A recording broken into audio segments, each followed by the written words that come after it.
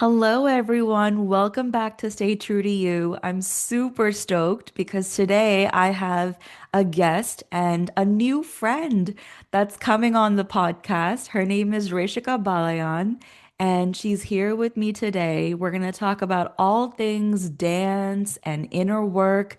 And something I haven't talked about on this podcast before, which is female friendships.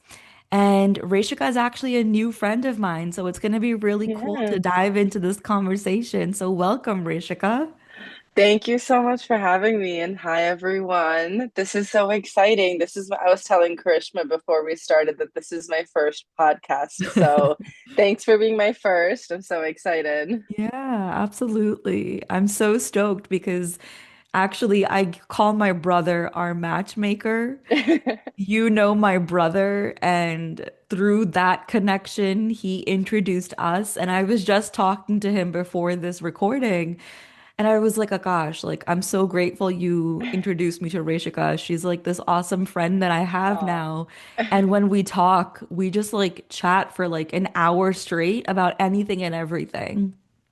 Yeah, no, it's actually crazy because I think the first time that we met in person was for your first workshop, and it really felt like, we had known each other for so long. And even our first conversation, FaceTime, whatever, it's always just been so natural flowing, which I really haven't had that before in a lot of my friendships Mm. too. So really interesting and something to that we can touch on as well. Absolutely. I'm so curious to learn more about you because there's still so much I don't know. So, Yeah. along with our audience today, I'm also going to be learning a lot about you. But before we get into this really fun topic of female friendships, I figured we could start with our love for dance and kind of just like talk about where it all began and what role it plays in our lives today. Yeah, I think, excuse me, I think for me, well, I've been dancing since, unofficially since I was two. And, I've been kind of really learning or taking classes, I would say since like fifth grade. And I started both Kathak and Bollywood classes at the same time. So it's kind of like having both of those almost like varying or like two very distinct styles in my day-to-day life was really cool to see because I was, you know, able to juggle the different styles as a dance and as an extracurricular, but then that allowed me to kind of do that at school too and have versatility between like creativity and also like, the math and science or different subjects in school, different relationships in school too, and like balance, finding that balance. And um, as I've grown up, I think dance has just become a very like constant in my life. Mm. And, with nothing is permanent, change is the only thing that's permanent. So with things always evolving, like I can always count on going back to dance as like that one thing that will stay constant. But even still, my relationship with dance continues to evolve. It's just, the ways that it shows up for me and, the ways that I choose to let it show up for me. What That's about you, beautiful. Karishma?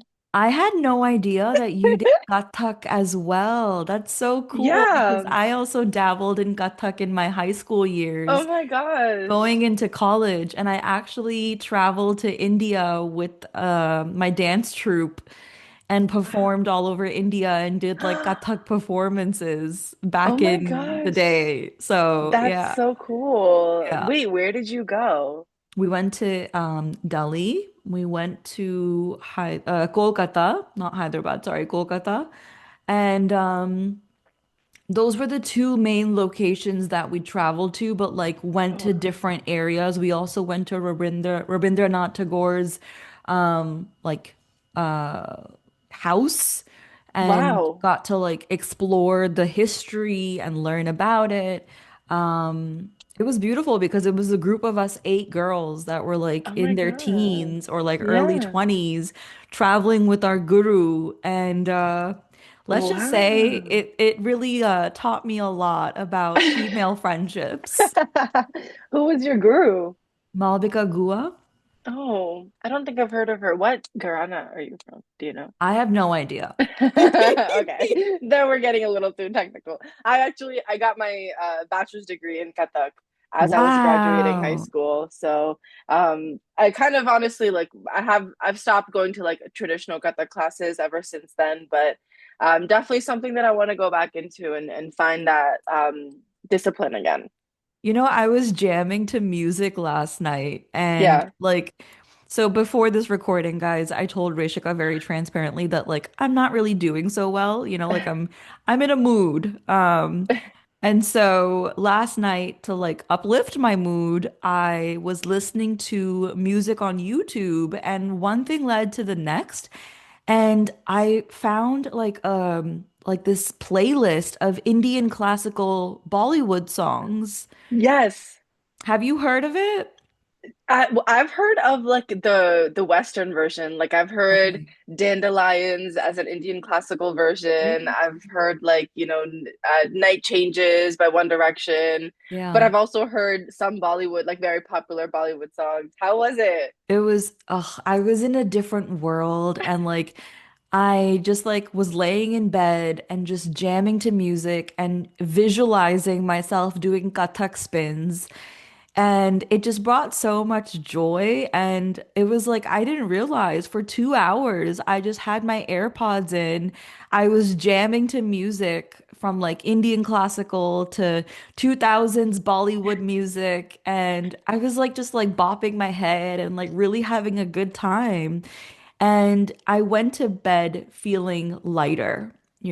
So I'm really grateful that dance, for me at least, like I may not be actively dancing in classes or workshops the way I used to growing up, but where I am today, it's like dance will forever be my first love, you know? Yeah. That's so beautiful. And absolutely, I think maybe that's why dance has been such a huge part for me too, is because I've always like whatever's going on in your personal life, you leave it, outside the studio, and then Yeah. inside you dance. You Yeah. listen to music like last night, you're just dancing. You kind of forget about the outside noise, forget about what's going on, and you focus on like the rhythm or the beat or the lyrics or whatever. There's so much to focus on, and exactly, finding that movement that goes with it too, and the spins and any type of choreography. It's a great way to also express our emotions and Yeah. bring that out. Um, my dance school when I was learning, they had a slogan. It was like, I dance because my soul wants to speak. Mm, And I don't know, that's always kind of still stuck with me that, that's so true that I dance not because I want to perform or, be the best or all of these things. Sure, they're a great, bonus, but it's really to kind of bring what words can't bring out sometimes or what actions can't bring out sometimes. So, I love yeah. that. I love that so much. Two things that are coming up for me is when I was catching up with my brother before this, we were talking about dance and him being a dancer, he was like, Didi, for our audience, if they don't know, it means big sister. And I'm very particular that my brothers call me Didi. They cannot Yes. say my first name. Yes. So my brother was like, Didi, I really feel like the first step to mental health is your physical health.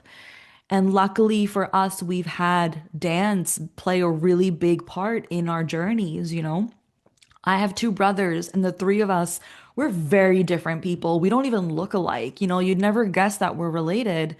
However, the one common thing about us, besides our last name, is that we all love dance.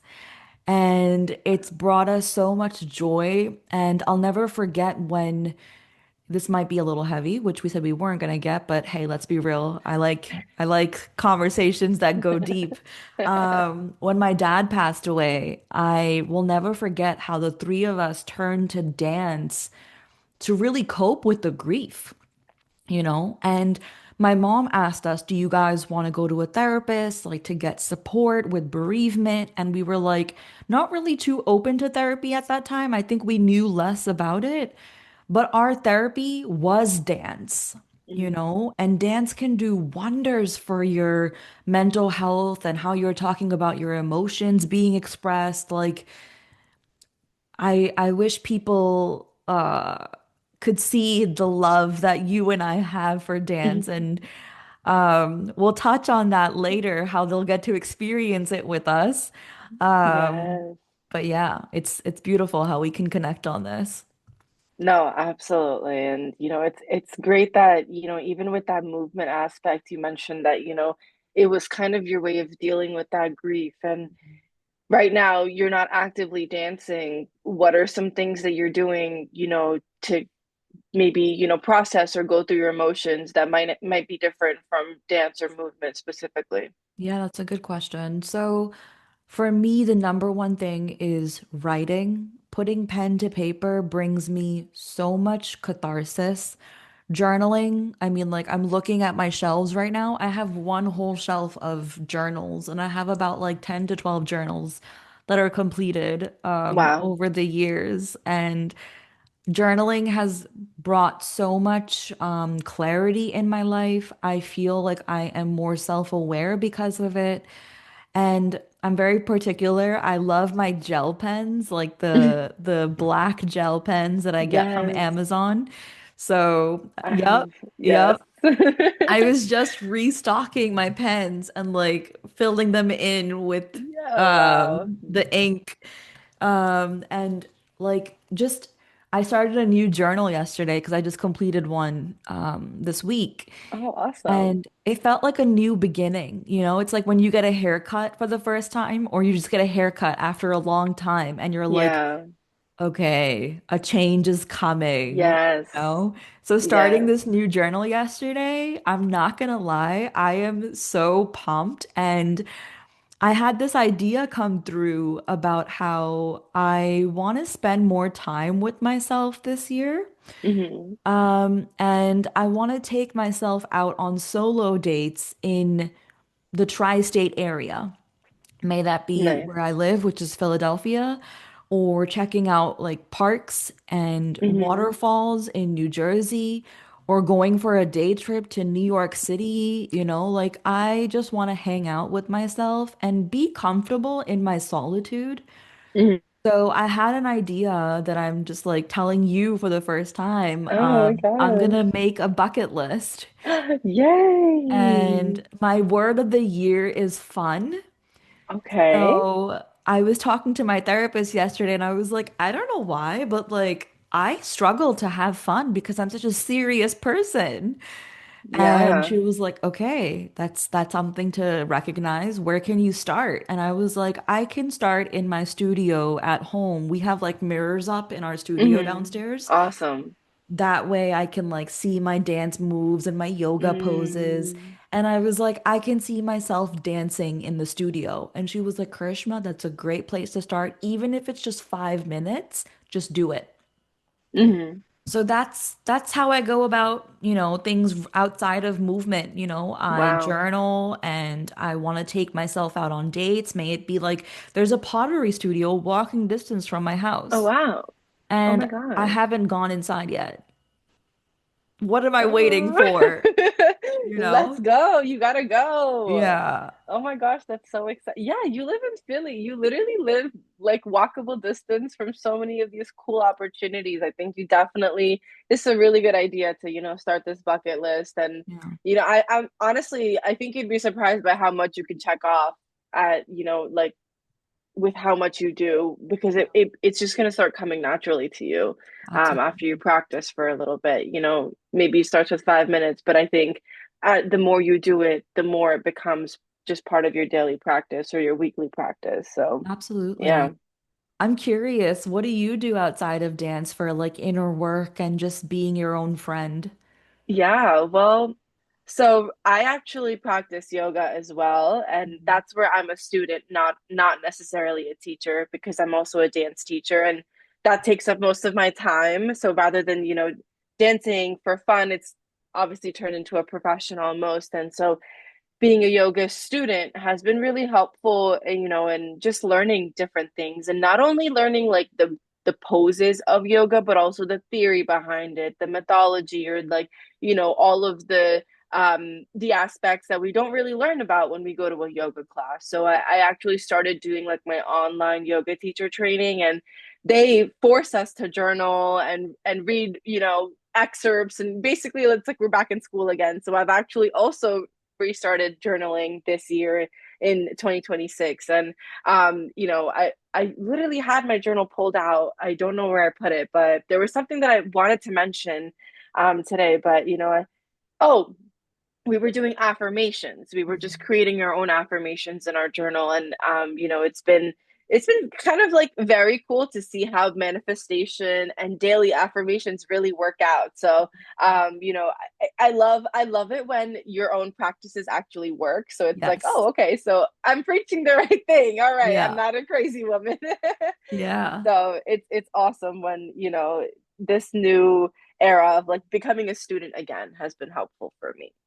Dude, we're students for life, Yeah. right? Like I humbly accept being a student for life because there's so much beauty in just having a core value of being a curious person. Yeah. I will never say I know it. Oh yeah. Like I take pride in taking interest in things and asking questions, because there's so much beauty in like learning from people and different spaces. Um, yeah, and I think that opens a lot of doors as well when it comes to connection, Yeah. right? Like it's really cool to see how the simple value of being a student in life can open you up to more opportunities and experiences as well. Oh And that yeah. can be really healing too. Yeah, absolutely. And I think that also goes with kind of the idea of change, right? That we always think of change as necessarily like a negative bad or like a bad thing or like a darker, it has a darker connotation. But I feel like, with this idea of learning and, opening up different doors, it's a good thing. It's like there's always so much more. I think about the bell jar and like the fig tree theory and, don't let your like figs rot in it or something like that. And I feel like learning is what helps you grow more possibilities, more of those figs. Hmm. And that's really the biggest thing. And the only way to kind of fight for me, like I have this existential dread of change and like what is my life going to be? Or like every decision that I make right now is going to dictate the rest of my life, and like I struggle a lot with that, and that gives me a lot of like that indecisiveness or like a lot of that imposter syndrome too. So, I think learning likewise has just been a way for me to open those doors and, let that tension or that stress or that anxiety kind of like go out into, just the knowledge and wanting to know more. And the one thing that no one can take away from you is your brain and your knowledge. So that's Hmm. really, something that I value in a lot as well. So learning, absolutely. I feel so called to quote my grandma. So I can say I'm very lucky I got to spend quality time with all four grandparents growing up. And I had a great relationship with all of them. But my nanny mom, my mom's mom, oh my God, she was a firework. Like, she was so vibrant and playful and mischievous, and she was a storyteller. And she would always quote this saying that she grew up learning, and I'll share it with you. So it goes like this. Learn while young and not while old. Learning is better than silver and gold. Silver and gold will vanish away, but true education will never decay. Oh my And she God. taught me that as a little girl. And after she passed away, I definitely like cope with grief through different forms of art, may it be dance or painting or anything like that. And I found a picture of us when she's holding me as like a newborn baby. Mhm. And I put that picture up on my wall. And I luckily got permission from my mom that I could paint on my bedroom wall. And I painted that quote Oh my onto the God. wall with the picture of us underneath it Oh wow. as a way to honor my grandma. Oh my So, God. yeah, it's really nice to be able to That's remember your beautiful. ancestors in that way. Yeah, and that's so beautifully executed and beautifully put. And, Yeah. and I love how, a quote that maybe she might have learned growing up as like a way to promote education, for young women and how that might have turned into something that you continue to carry on generations forward, which is Yeah. really awesome and crazy how art follows us, even Yeah. if it's just a slogan, it's art that follows and art that kind of reminds us. And I know you really like to put your quotes with your pictures. I know you've been doing that with your coloring book pages recently. So it's Yes. been awesome. I love the quotes that you pick each time. So Thank I you. what goes on, in your process as you're either choosing the quotes or like what I was saying with the affirmations, like how do you draft those, or how do you choose those specific words to put either on a piece of paper or a manifestation or whatever? I really appreciate this question because no one's ever asked me this before. And I can tell you're showing a lot of interest in the way I think and feel. So I appreciate that. We're all learning Um, together about each other. yeah. I have a really beautiful relationship with words. Like, I hated SATs back in the day because it was like so challenging to study for the SATs. Oh yeah. But I love writing and I love expressing through words. So I don't really put too much thought into it, like what quote I'm gonna choose. It's not like something that I look up on Google or Pinterest. I Mm, will just like get lost in my watercolor brush pens and just like enjoy every stroke while listening to jazz instrumental music and just like getting lost in that space, you know? And then while I'm coloring, I'll think about how it makes me feel. And then mm, I'll just write whatever I feel like writing. For example, stay curious, there's no rush. Or there was one painting, one drawing that was of arms hugging herself, and it was hugging mm, a heart between the arms. oh, And it was very symbolic of like self-love. mhm, And I, underneath it, felt so strongly about the message that underneath it, I wrote, I love you unconditionally. And like emphasis on the unconditionally, because over time, like in my 35 years of life, I've seen a lot of ups and downs in relationships, may it be personal or professional. And I feel like I've noticed a lot of conditions in love, like, oh, mhm, well, I did this for them, so I expect them to do this for me. And it mhm, feels kind of transactional, like it's a business that people are orchestrating with the people they love. yeah, So I intentionally try to remember what an unconditional love feels like with myself and the people that are in my life. I'm not perfect, I'm still learning, but yeah, just like messages that speak to me because then I'm gonna hang those up on my office wall over here.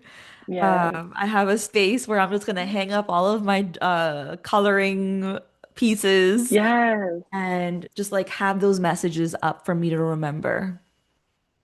That's beautiful and that's awesome. And I've always wondered because I never know how people pick the right words or quotes or whatever. So it's awesome that it really comes to you. And I feel like that's how it is with me with when I choreograph or when I dance. So I do see a lot of the parallels in our creative processes, even though they're completely different types of art. So Yeah. it's really cool that, it's like, it's very parallel in that sense. And, you get lost in the painting or the action of coloring. I get lost in like listening to the music, and then that's how we create Hmm. our words or our colors and whatever our movements. So wow, that is so interesting. I Yeah. love that.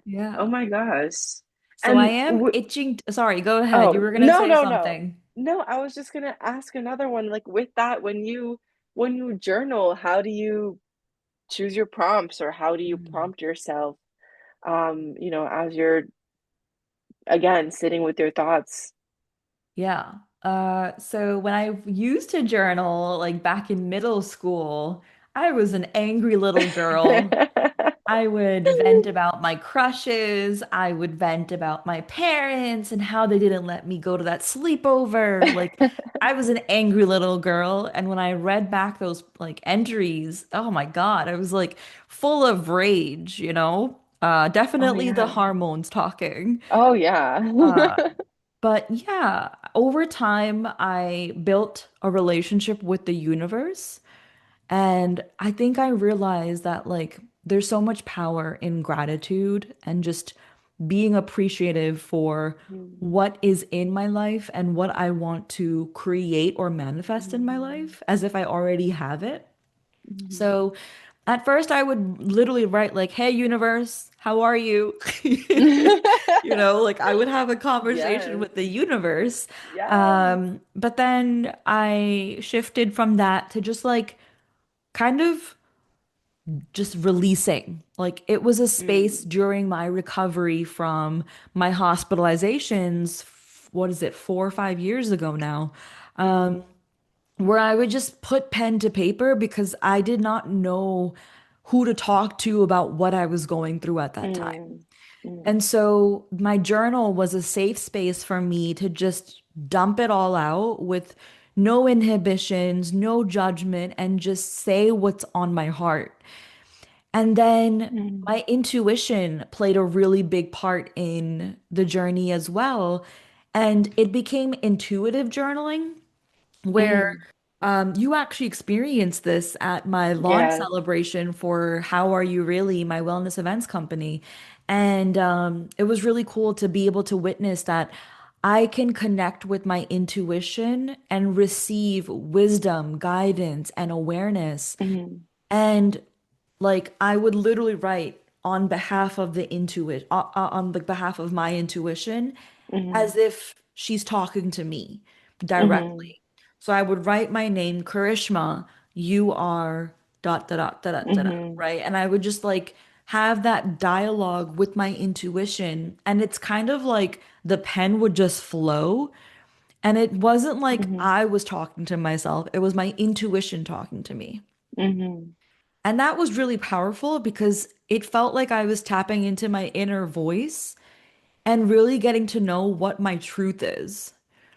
And it's yeah. become a very powerful practice. My philosophy is that your intuition heals your self-worth. You Mm, know, like if you're ever feeling like you're not enough, go have a chat with your intuition. Your intuition loves you so deeply. And if you can just hear what your intuition has to say, oh my God, you're going to be blown away by how loved you are and how safe you are mm. with where you are in life. Wow. Wow, that's so profound. And I feel like now I need to go do some intuitive work Yeah. myself.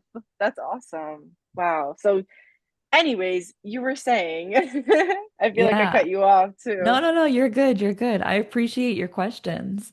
I actually am I'm itching to talk about the next topic, which is female Yes, friendships. yes.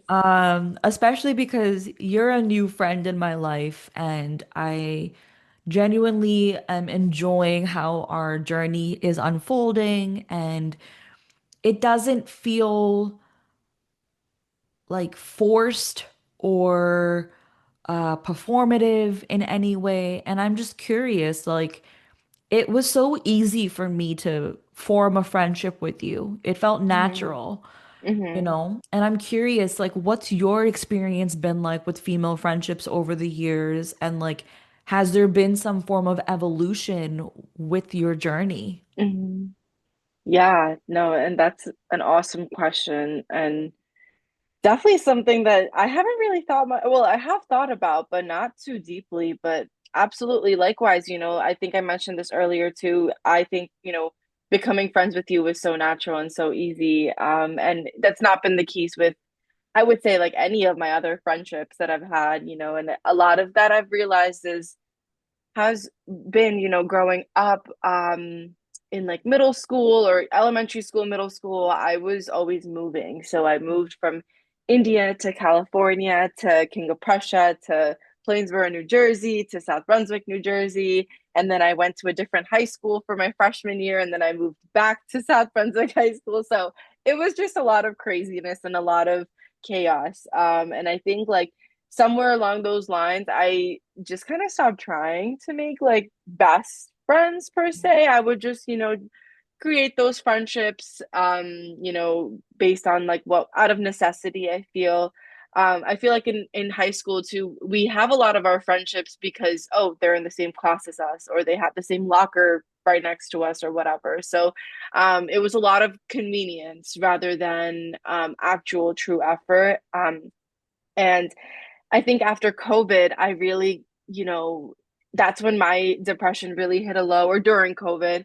It was my senior year of high school, so I didn't get to go to prom. I didn't get to do my senior year like dance event. I didn't get to like graduate properly. So a lot of those, things that I didn't get to do with my class, that really, obviously put me into a mood, or into like that little depressive episode. And I really stopped reaching out to people. I stopped putting in that effort with any of my friendships, and not really many people remained. Obviously, that's kind of like where it showed that I didn't really have a lot of those like true friendships, or those effortful friendships. It was really a lot of just surface level, oh, superficial, like, how are you? Can you help me with homework? Can you do this for me? Blah, blah, blah. Like, and I think that's how really a lot of, you know, teenage friendships go. And, moving in college, my freshman year of college was online, and my high school, like, actual true best friend, she went to college. So we had that distance between us. She was out here exploring and experiencing a completely different world, while I was still stuck at home, like, studying. So that's when I really learned how to have a effortful friendship. Like, what does it mean to put an effort into a friendship? She's hundreds of miles away doing her own thing, has her own schedule. We're not 10 minutes away from each other anymore. And so like we can't just go to each other's houses. So we had to find ways to like keep up with that, and even still, I think we still struggle to have a routine or stay connected as well as we used to in high school. But that's something that I'm learning about, and how to bring that effort into those friendships. And with college, it was also very similar. A lot of my friendships came from the dance team that I was on. And I think that those are the most my closest friends right now, are from my dance team. And, for me, it was just that we got to share this experience together, and that we have that value of dance, and about sharing that love for dance, that we still get connected to. And again, after graduation, we might not see each other as much anymore, but we try to make it to at least, all of our birthdays. And this past week, it was one of our friends' birthdays, and she hosted a dance workshop. And, we all came together for our love of dance. We're all part of a Bhangra team, so we don't know how to do like any other, or like we all have different other styles. So coming together to learn like street jazz was so fun to see how everyone includes their own personal style in their dance moves and stuff. So it was a fun time. And I think female friendships for me, I've always struggled with them. I've never really had a core group of female friends. It's always I've actually had a lot of guy friends more than I've had women friends. So for me, I think growing up, I just felt more comfortable. I've been more masculine. I've been more like tomboyish always. So, I was never really a girly girl doing makeup, my hair. I still don't care about a lot of, those things.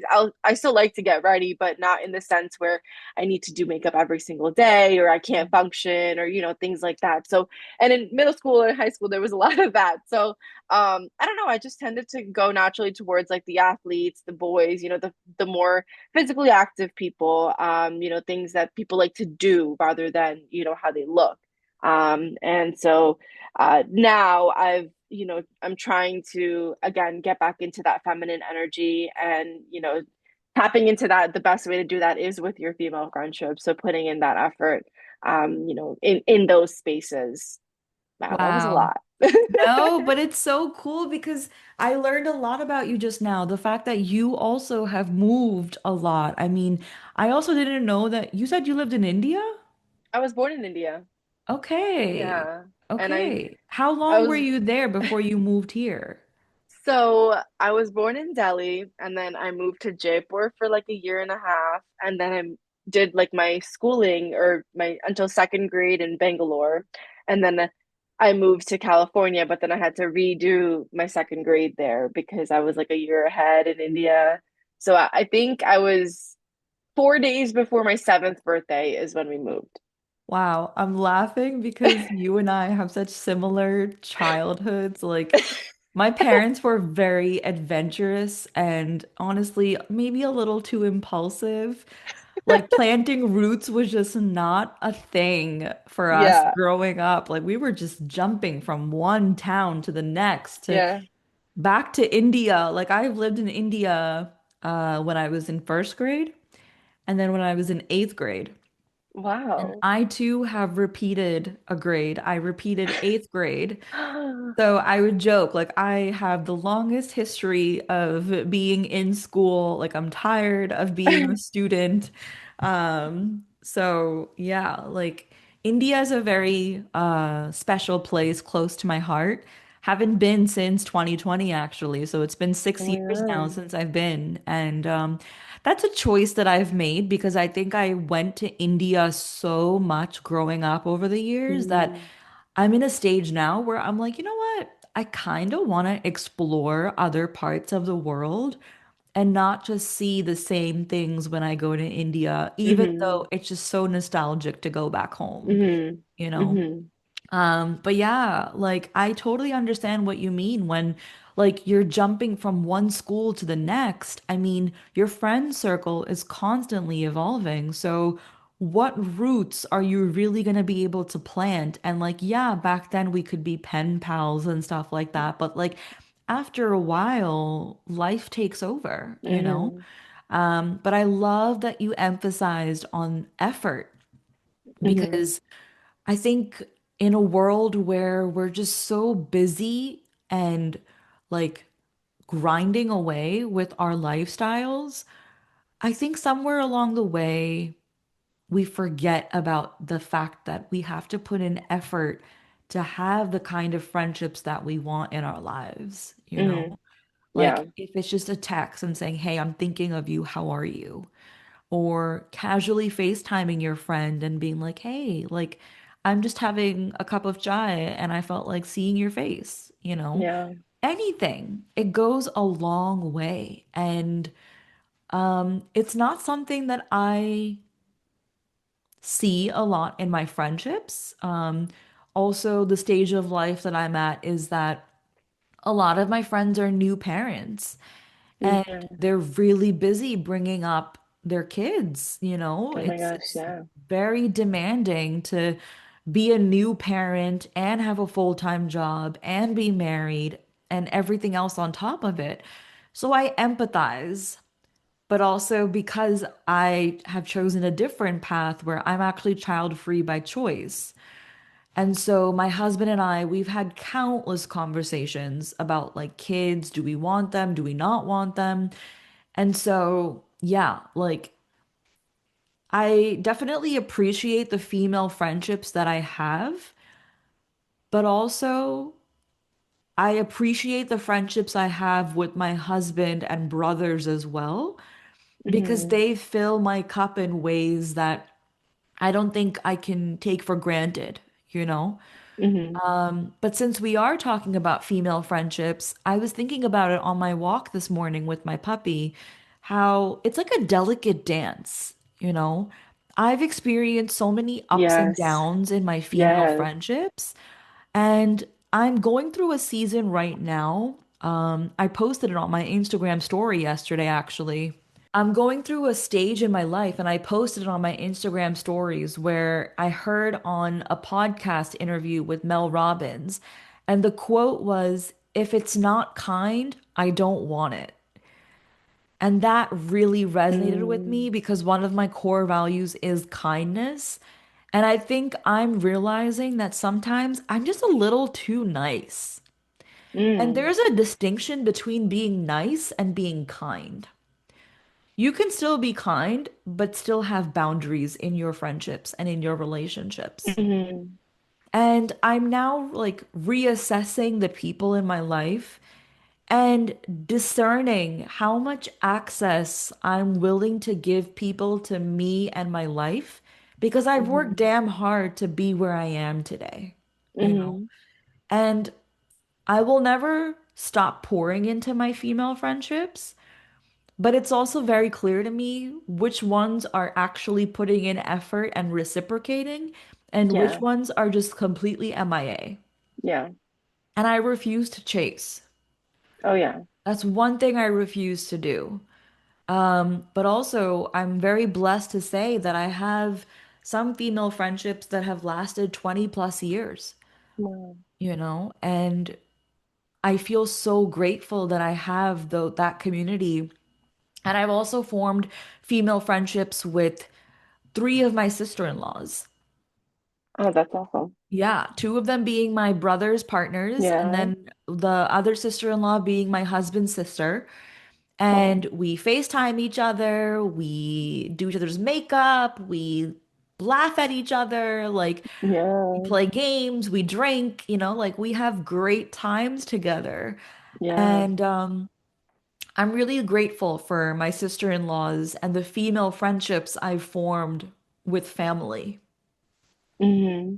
That's so nice. I love that you said that and you mentioned family because, a lot of times as daughters, we forget that our moms also exist and Yes. they're also women and they're also, our friends if we choose Yeah. for that. So, Yeah. I love that you said that and I love that you mentioned, a lot about just your circle and kind of doing an audit of your life to see, who places where.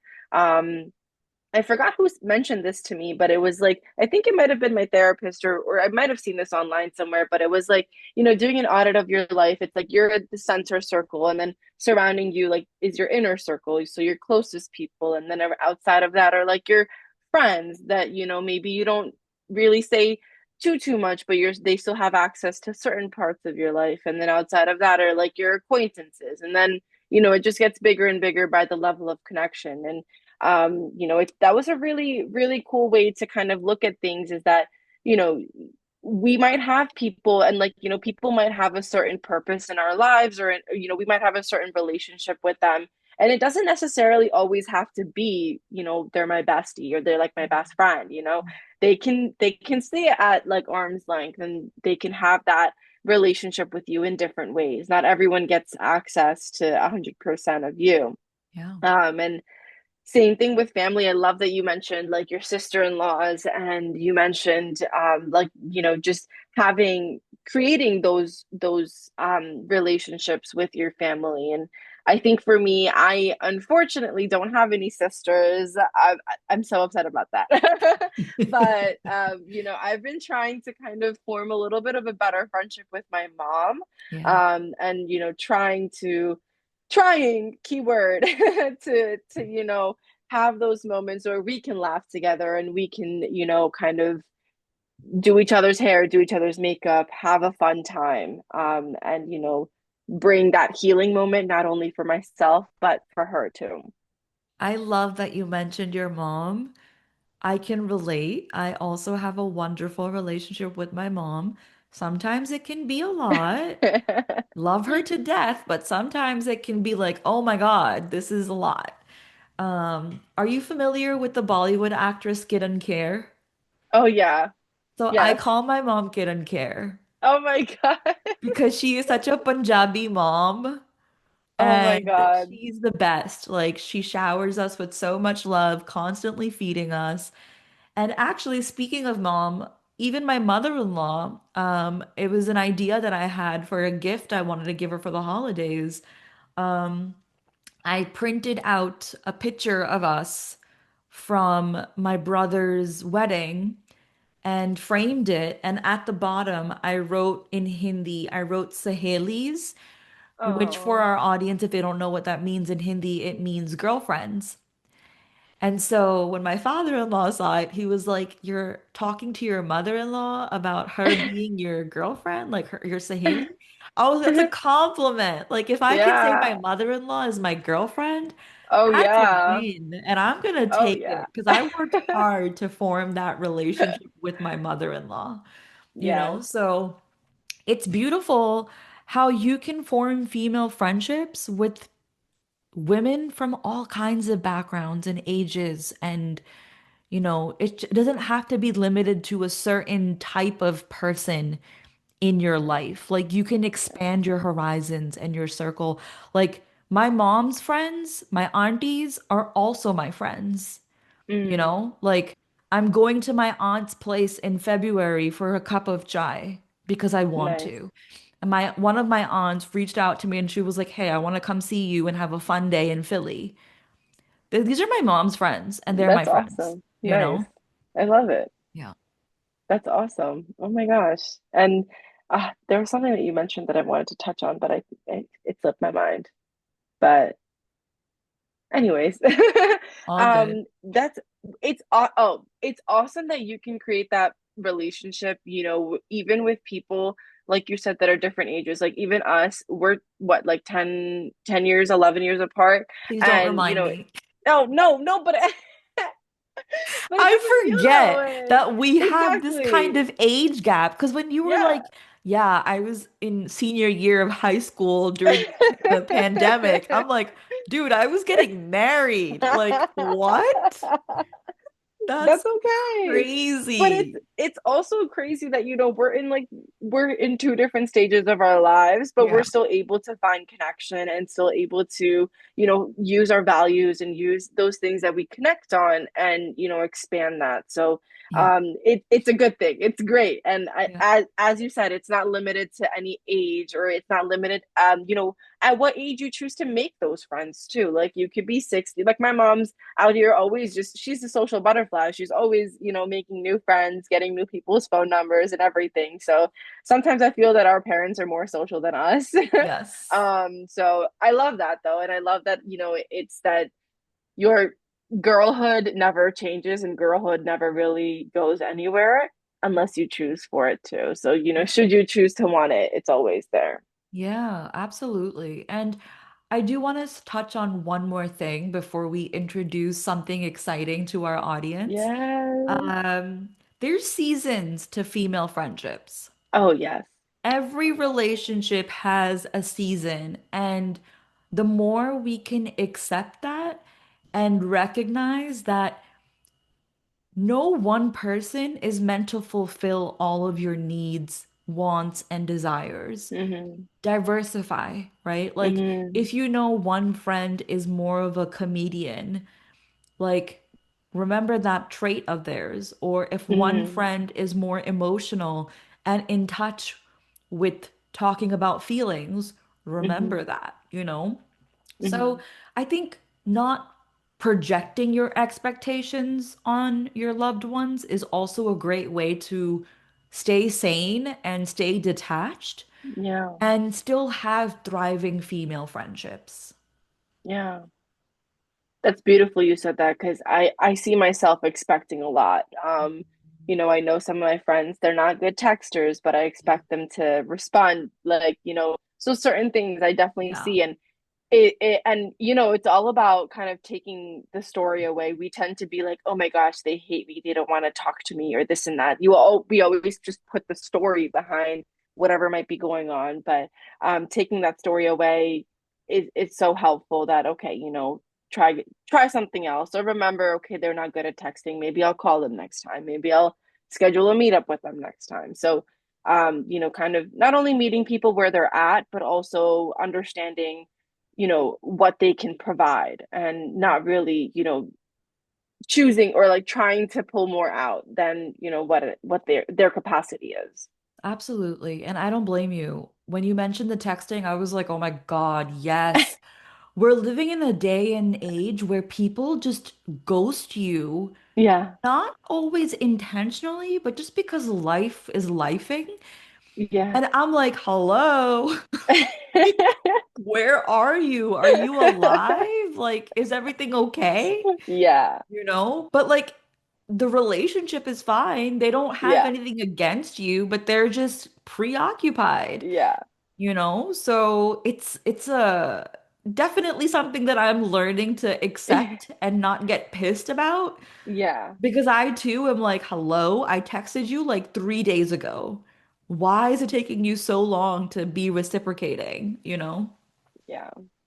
I am guilty of that, but I am so guilty of ghosting. I don't know if I've done it with you yet.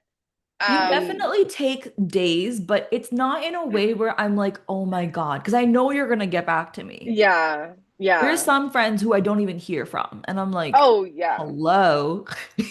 My best friend that I was talking about, I don't think we've like actually spoken in months because we Wow. just like we just both forget to respond to each other. Yeah. But like but we've come to that conclusion now that she's in New York, she's busy, corporate life, whatever, and like I'm over here. So we've like come to that understanding, but getting there was definitely a struggle. So, Yeah, yeah, I understand. Yeah. absolutely. Well, I think it's All time. right. Let's introduce to our audience what we have planned. Would you like to do the honor? Yes. Well, drum roll. I don't know if you can hear it. We are having a joint collaboration Galentine's workshop on Sunday. Oh, in a month from the day of this recording, Yes. on Sunday, February 22nd, at 5:30 p.m. It's going to be located in Matawan, but Christian, would you like to explain more? Yeah, absolutely. So we intentionally talked about the things that we want to infuse into this Galentine self-love experience. Reshika Hmm. being a dancer, myself being somewhat of a dancer. I A guess I'm a dancer. dancer. A Okay, I'm a dancer. dancer. I'm gonna own it. Yes. We are bringing forward a Bollywood dance workshop. And I'm too excited to talk about what song we chose because it's such a classic. And for all the ladies that are into Bollywood or want to dance with us, I think it's going to get them excited. Yes. So, Rishika suggested we do a dance workshop to the song Ye Ishq Hai from Jab We Met. And it's giving major Kareena Kapoor, Babel vibes. And Yes. I mean, it's such a great song to dance to, especially when you're just like embodying self-love and getting into your own body and moving and grooving. Um, and along with that, I'm going to be guiding a journaling experience. We're going to be putting pen to paper, we're going to get reflective, and we're just going to like see how we're feeling about the relationship with ourselves, really pour into ourselves and feel good. So, if you want to feel lighter and you want to feel a sense of connection and experience some girlhood and sisterhood, this event is for you. It's called She Rises, and we're going to rise together in community. If you don't know where Matawan is, it's in New Jersey. So, um, I know not everyone from our audience is in the tri-state area, but whoever can make it, we'd love to have you and spend quality time together. Yes, I'm so excited. It's going to be super, super fun. I was trying to choreo for this workshop and I was looking at the music video and the snow in the background is reminding me of the snow right now, Yeah, that's happening. So I'm loving it. And it's awesome vibes, perfect vibes for Galentine self-love. So it's going to be a great time. I'm so excited. I'm excited to absolutely. see you, Krishma. Let's get I you know. dancing. Oh my God. I'm gonna get to see you twice in February because we're also getting together to do the dance video Yes, so our yes. audience can see what they're gonna get to experience with us. Um, So yeah, more to come. And for those of you that are interested in joining us for this Galentine's experience, check out the show notes. The link will be there.